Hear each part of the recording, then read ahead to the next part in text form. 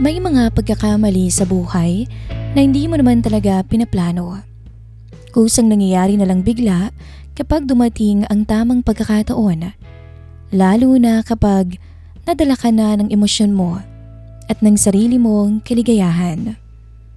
Magandang araw po sa inyong lahat. Kumusta po kayo? Narito na naman po ako para magbahagi ng isa na namang kwento na sana'y magustuhan po ninyo.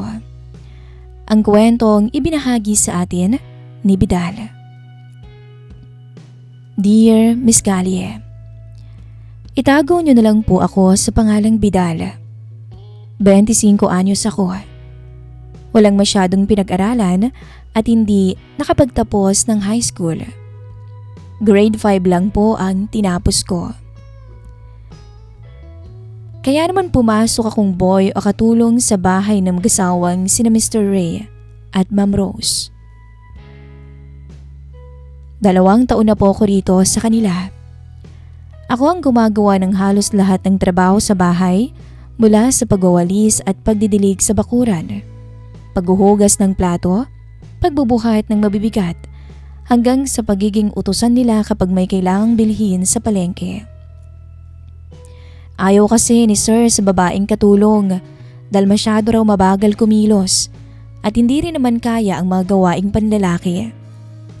Para sa isang katulad kong galing sa probinsya at walang pamilyang mapupuntahan dito sa Maynila, napakalaking tulong na ng trabahong to.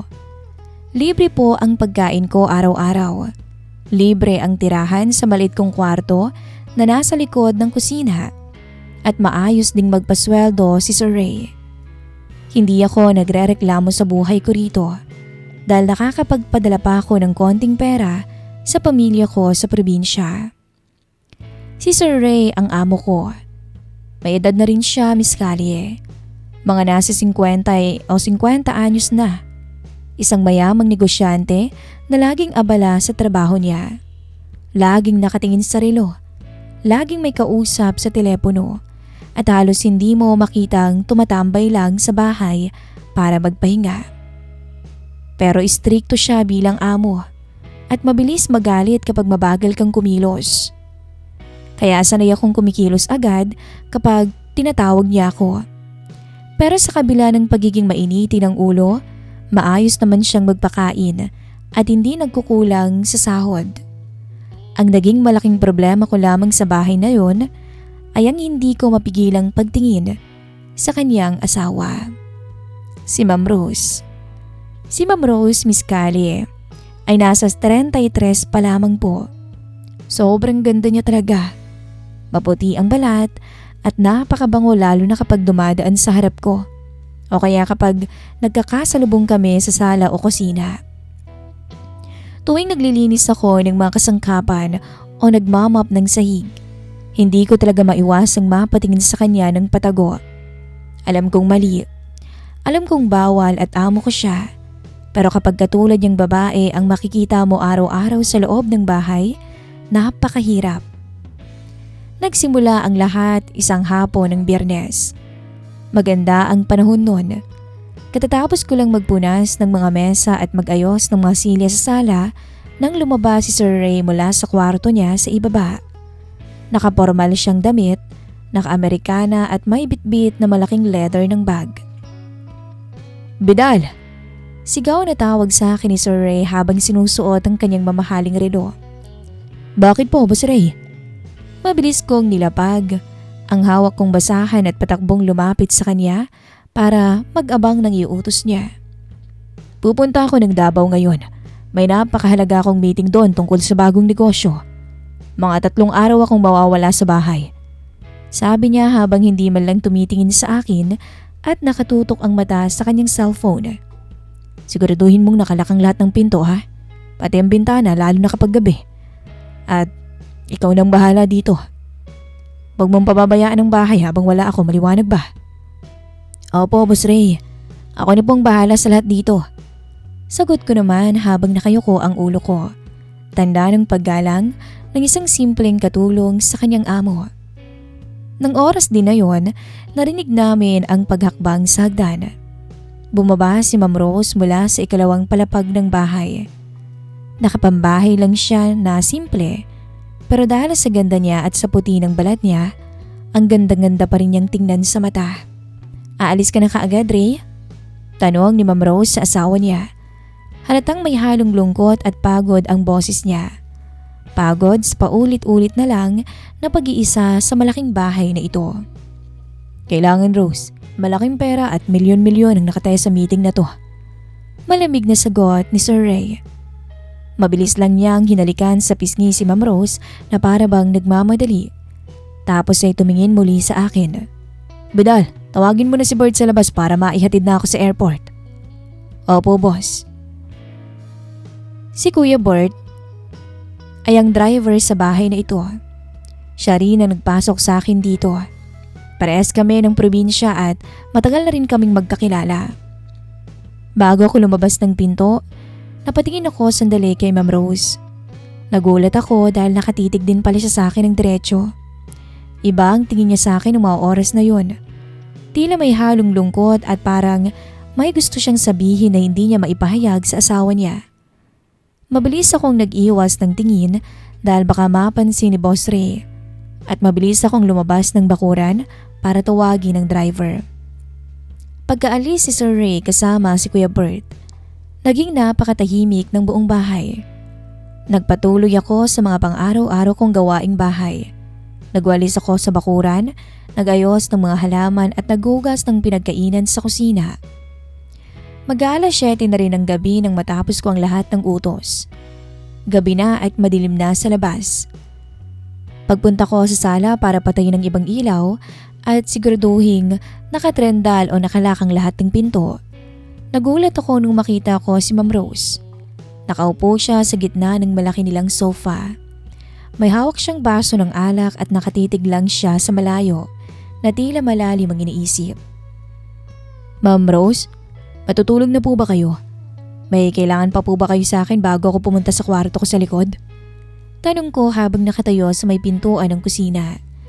Iniiwasan kong lumapit ng todo para mapanatili ang respeto ko bilang katulong sa bahay nila. Dahan-dahan siyang lumingon sa akin at nilapag ang baso ng alak sa ibabaw ng mesa.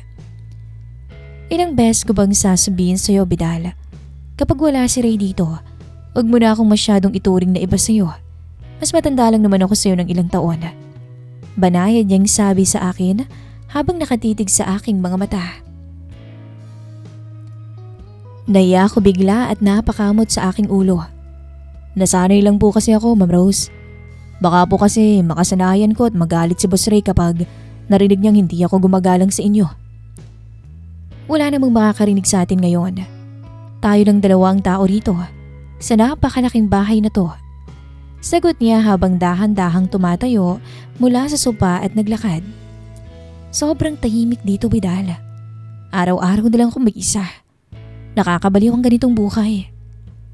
Kinabahan ako ng husto. Ramdam ko ang pabilis ng tibok ng puso ko.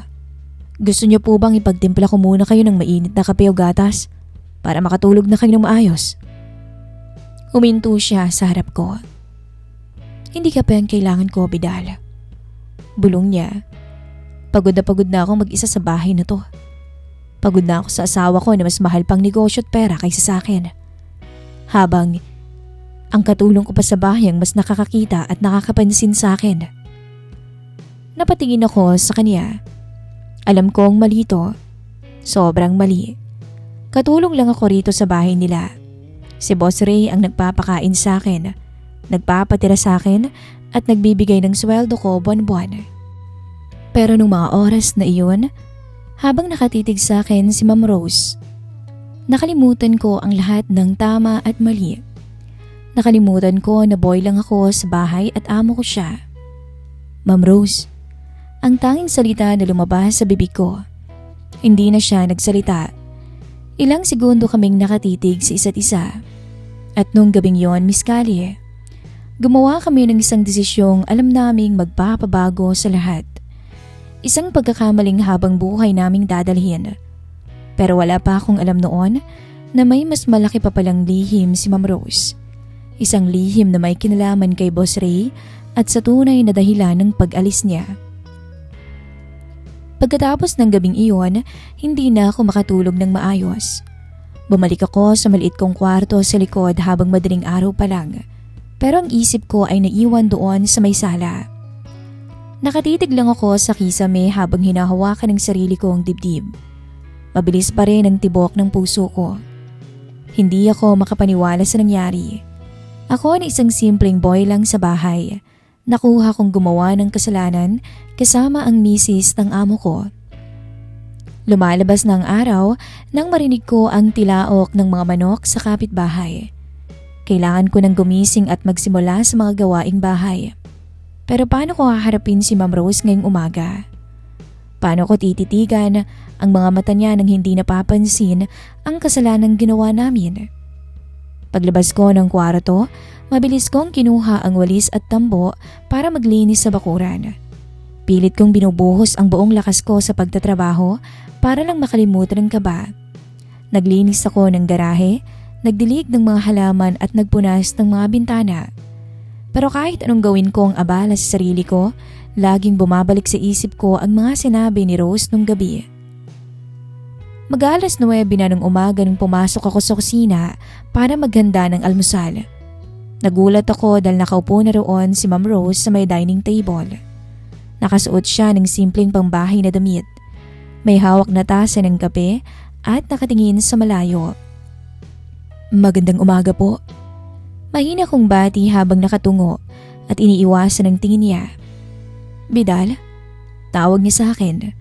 Kalmado ang boses niya at walang halong kaba o pagsisisi. Magsaing ka na at magprito ng itlog at bacon. Sabay na tayong kumain. Naku, Ma'am Rose. Doon na lang po ako kakain sa kusina sa likod katulad ng dati. Baka po kasi hindi magandang tingnan eh. Mabilis kong sagot habang hawak ang sandok. Tumingin siya ng diretso sa akin.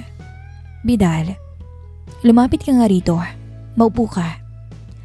Wala akong nagawa kundi ang sumunod. Dahan-dahan akong lumapit at umupo sa tapat niyang silya. Sobrang kabado ako noon. Ang mga kamay ko ay nanginginig sa ilalim ng mesa. Natatakot ka ba sa nangyari sa atin? Tanong niya habang nakatitig sa mga mata ko. Opo, Ma'am Rose. Natatakot ako. Pag-amin ko. Si Boss Ray ang nagpapakain sa akin dito. Kapag malaman niya to, hindi lang ako matatanggal sa trabaho ko. Baka makulong pa ako o mas malala pa ron. Baka kung ano pang gawin niya sa atin. Isang malungkot na ngiti ang lumabas sa mga labi niya.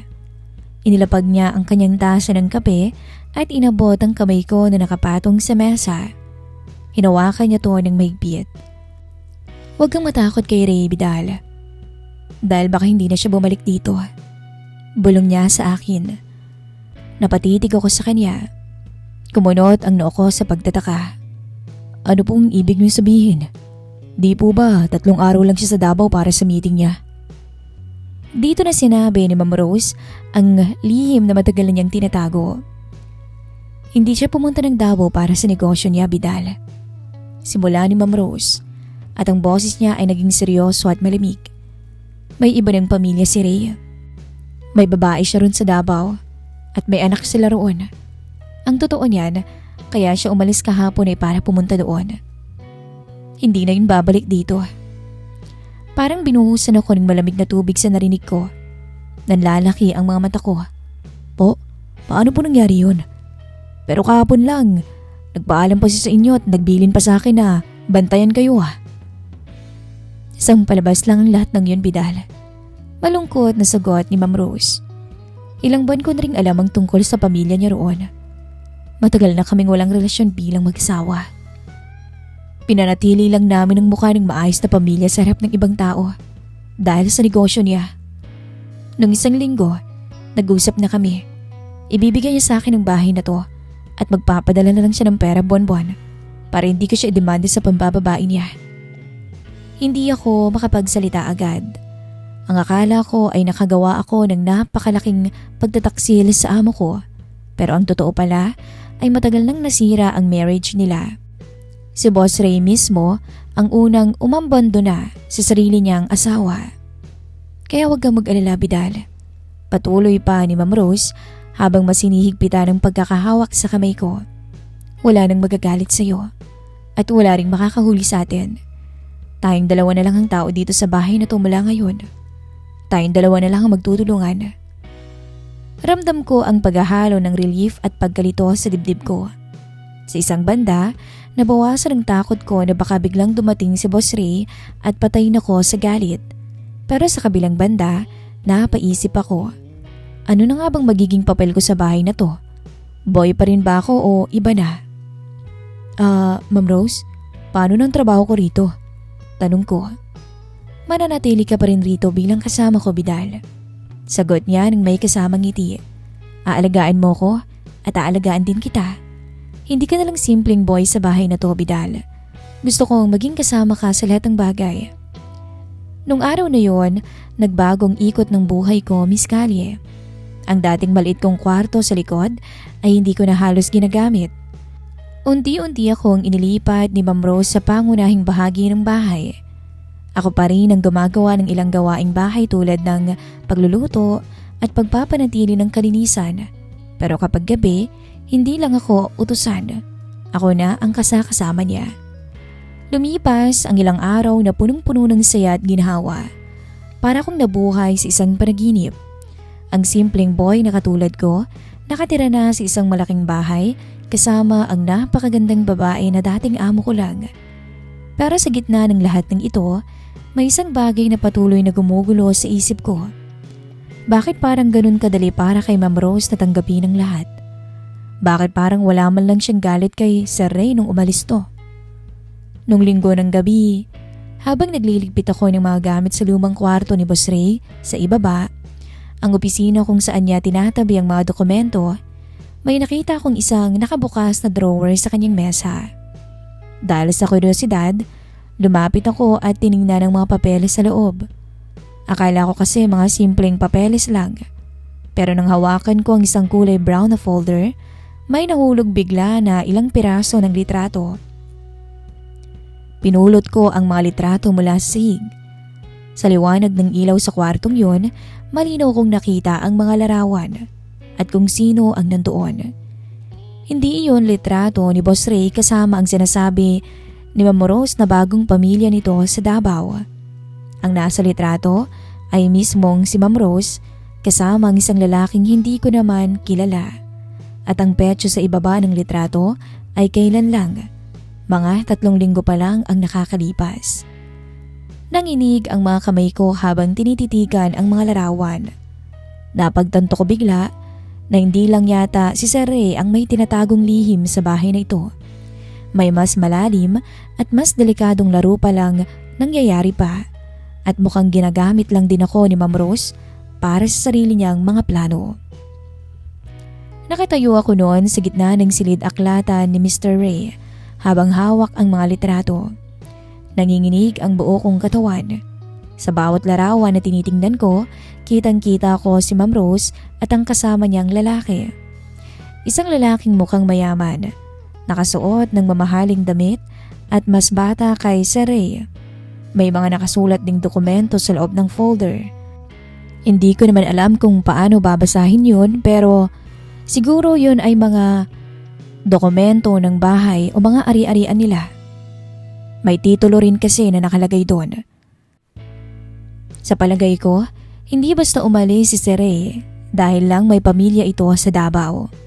Ang totoo siguro, ginigipit siya ni Ma'am Rose gamit ang mga utang sa negosyo at sa tulong ng lalaking nasa litrato na napag-alaman ko ring isang kilalang abogado. Maimpluwensya at matagal na palang kasabwat ni Ma'am Rose. Pinapili si Mr. Ray. Ibigay ang bahay at malaking halagang pera o mapapahiya ito sa negosyo at mawawala ang lahat. Napapahawak ako noon sa ulo ko. Bigla kasing bumigat ang pakiramdam ko.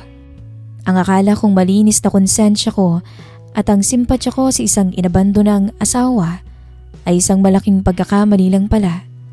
Ginamit din ako ni Ma'am Rose para magkaroon siya ng dahilan, isang panakip butas at proteksyon kung sakaling maghabol pa si Sir Ray.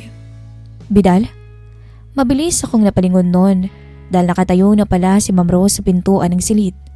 Nakasuot ng magandang damit. Pero sa pagkakataong to, hindi na maganda ang tingin niya sa akin. Malamig ang kanyang mga mata, walang pagmamahal at tila nakikita na niya ang hawak kong papel. Anong ginagawa mo dyan? Tanong niya habang dahan-dahang naglalakad pataas sa kinaroroonan ko.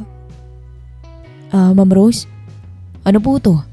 Iniharap ko sa kanya ang mga litrato at ang folder. Sino ho ang lalaking to? Bakit may mga dokumento ditong pinirmahan ninyo? Akala ko ba iniwan lang kayo ni Saray para sa ibang pamilya? Tumigil si Ma'am Rose sa paglalakad. Isang mababaw at malamig na ngiti ang lumitaw sa kanyang mga labi.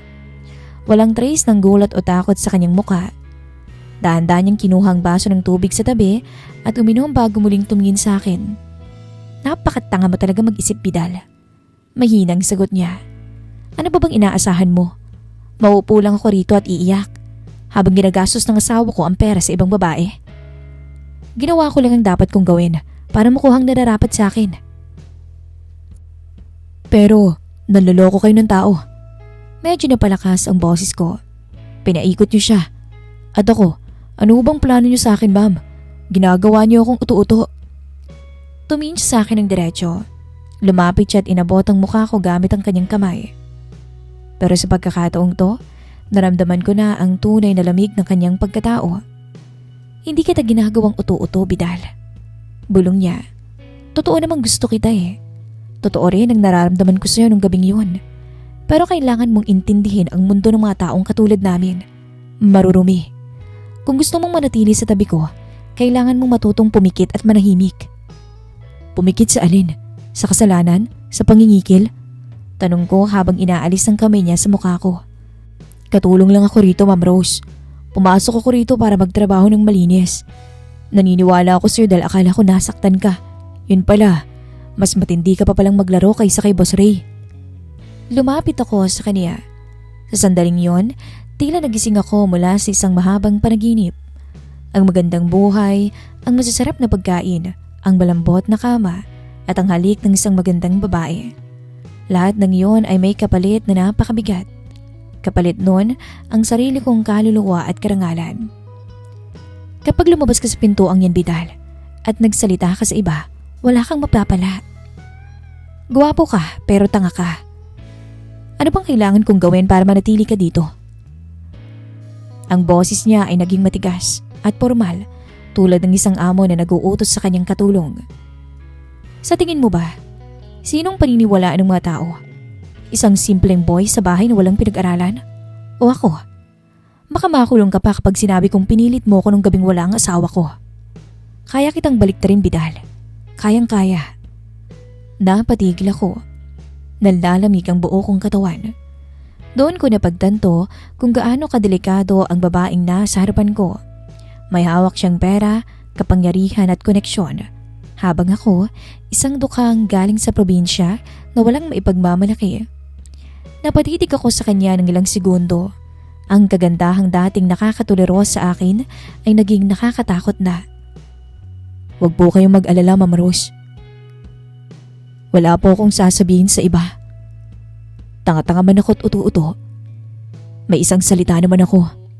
Sabi ko habang nilalapag ang mga larawan sa mesa. Hindi po ako magsusumbong sa kahit kanino. Mananatili akong walang imik hanggang sa mamatay ako. At hindi ko rin o hindi rin ako hihingi ng kahit isang piso sa inyo. Dahan-dahan akong tumalikod at naglakad patungo sa pinto. So anong ibig mong sabihin, Vidal? Tanong niya. Medyo gulat siya sa naging reaksyon ko. Aalis ka?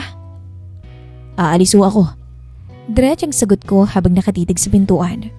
Aalis po ako ngayong gabi rin. Natawa siya. Magpapakagutom ka sa labas. Sigaw niya mula sa likod ko. Kung kaya ko namang ibigay sa iyo ang lahat ng gusto mo. Pera? Maayos na buhay? Magandang silid? Mananatili ka lang dito sa tabi ko. Wala kang ibang gagawin kundi ang manahimik. Lumingon ako sa huling pagkakataon. Nakatayo siya sa gitna ng malaking silid na yon. Napakalapit sa napakaraming kayamanan, pero napakalayo sa anumang uri ng katahimikan ng isip. Mas gusto ko na pong magutom, ma'am, nang may malinis na konsensya, kaysa mabusog sa bahay na punong-puno naman ng kasinungalingan. Sabi ko sa kanya. Hindi na ako nag-aksaya ng panahon. Pumunta ako sa maliit kong kwarto sa likod ng kusina. Nilagay ko ang lumang mga gamit ko. Kinuha ang lumang bag. Hindi ko na kinuha ang huling sweldo ko. Hindi ko rin kinuha ang kahit na anong binigay niya sa akin. Walk out ako sa malaking gate ng bahay habang madilim pa ang paligid. Habang naglalakad ako sa kalsada palabas ng subdivision, naramdaman ko ang malamig na hangin sa aking muka. Wala man akong pera, wala man akong malino na pupuntahan ngayong gabi. At magsisimula na naman sa wala. Pero at least, payapa ang puso't isip ko. Hindi ako natatakot at kakabahan. Sa paghakbang ko palabas palayo, sa bahay ng mga naging amo ko, pakiramdam ko ay unti-unting nabawasan ang napakabigat na dusa sa aking puso. Naiintindihan ko na ang totoong halaga ng buhay. Ang pagiging mahirap at simpleng boy ay hindi dapat ikahiya. Basta marunong kang tumayo sa sarili mong mga paa at hindi ka basta-basta magpapaalipin sa pera. 2 taon na rin ang lumipas mula nung mangyari ang kwento kong ito sa inyo, Miss Kari. Nung tinalikuran ko ang bahay ni Ma'am Rose, bumalik ako sa probinsya namin. At dito, nagkaroon ako ng pwesto, isang maliit na vulcanizing shop. Naipundar ko mula sa sarili kong pawis at pagtsatsaga. Hindi man ganun kalaki ng kita ko at araw-araw na madumi ang mga kamay ko dahil sa langis at grasa. Pero at least, iba ang pakiramdam. Gabi-gabi akong nakakatulog ng mahimbing dahil alam kong malinis ang bawat pisong kinakain ko. Nung nakaraang buwan nga, nakasalubong ko sa bayan si Kuya Bert, yung dating driver ni Sir Ray. At sa kanya ko nalaman ng balita tungkol sa dating pinagtrabahuhan ko. Gawa ng matinding kasakiman, tuluyan daw nag-away si Ma'am Rose at yung kalaguyong niyang abogado na naging kasabwat niya. Lumabas daw yung pangingikil at ilegal na transaksyon nila, kaya daw nauwi yun sa malaking demandahan. Ang balita pa sa akin ni Kuya Bert, nakumpiska raw ng bangko yung malaking bahay nila at kasalukuyan nga na may kasong hinaharap si Ma'am Rose. Habang si Sir Ray daw ay tuluyan nang nanirahan dun sa Davao kasama yung bago niyang pamilya. Wala raw natira. Ang bahay daw na dati punong-puno ng karangyaan, naging abandonado daw. Nung marinig ko yun, napabuntong hininga na lamang ako habang nagpupunas ng kamay. Naisip ko bigla, paano kung pumayag ako sa gusto ni Madam nun? Paano kung nagpadala ako sa ganda ni Ma'am Rose at sa pangarap na mabilisang pera? Baka ngayon kasama rin nila ako sa mga nasirang buhay. Minsan, sa buhay natin, akala natin ang mabilis na daan patungo sa ginhawa ang tamang ruta. Pero bitag lang pala to na pwedeng magwasak ng pagkatao mo. Napatingin ako noon sa labas. Maliwanag ang sikat ng araw. Napahinga ako ng malalim at napasabing, buti na lang, prinsipyo yung pinairal ko. Ako po si Bidal at ito ang kwento ng aking buhay. Maraming salamat po.